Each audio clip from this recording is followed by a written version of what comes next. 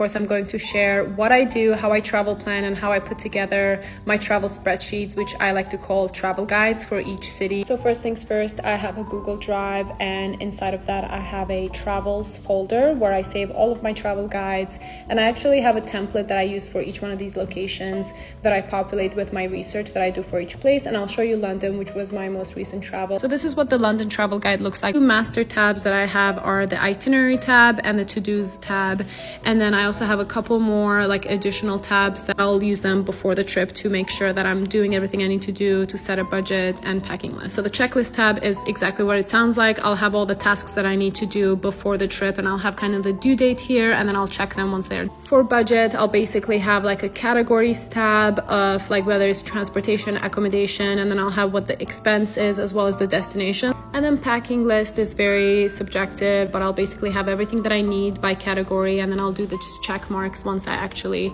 start packing. Tab that's the most important to me is the to-do tab, or list of everything that I save for that location that I might potentially want to do. It's kind of like a work in progress, and I update this as I go. I will even update this after the trip to keep notes of things that I column right here with categories, for example, restaurants, bars, activities, attractions, and things like that. I have like what the place is, what the neighborhood it's on, if there's any like highlights of what the most like famous dishes are, I'll put it in there, whether I need to make a reservation or not. This is the most important tab that I actually use while on the trip to refer to our daily schedule. So the columns are basically each day that we're on the trip and like the location of where we're in, and then the rows are different things. So for example, travel, whether we have a flight that day, a train to take, or if it's a long commute, or maybe it's a road trip.